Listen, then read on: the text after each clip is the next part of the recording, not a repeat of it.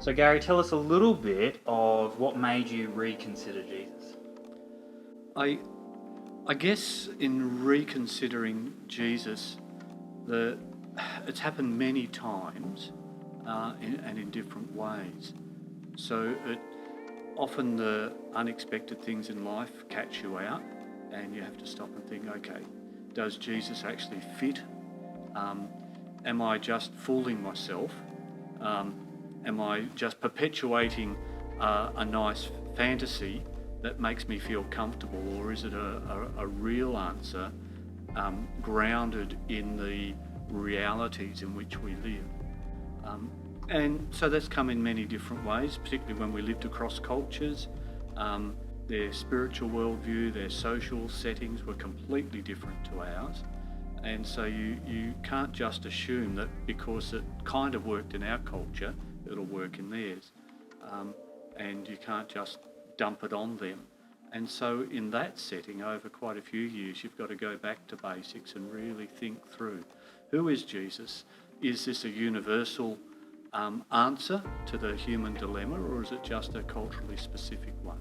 And constantly for me the answers come back, no, this is universal. This is grounded in the reality of who we are and the reality of this world in which we live.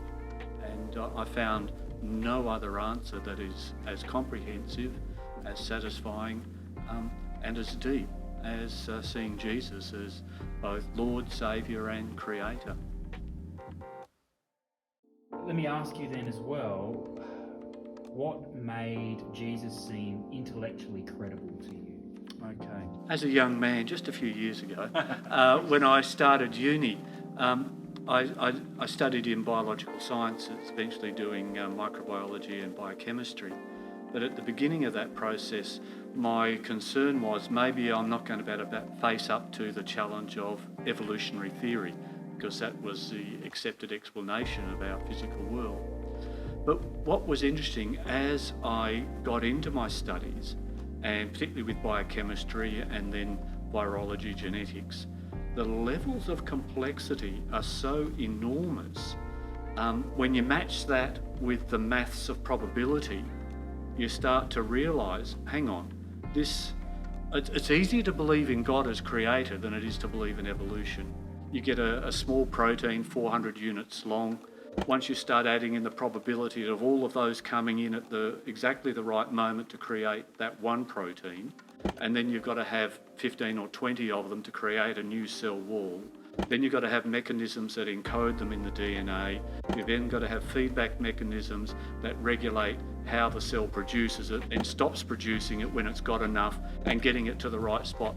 No, the levels of complexity are just mind-boggling.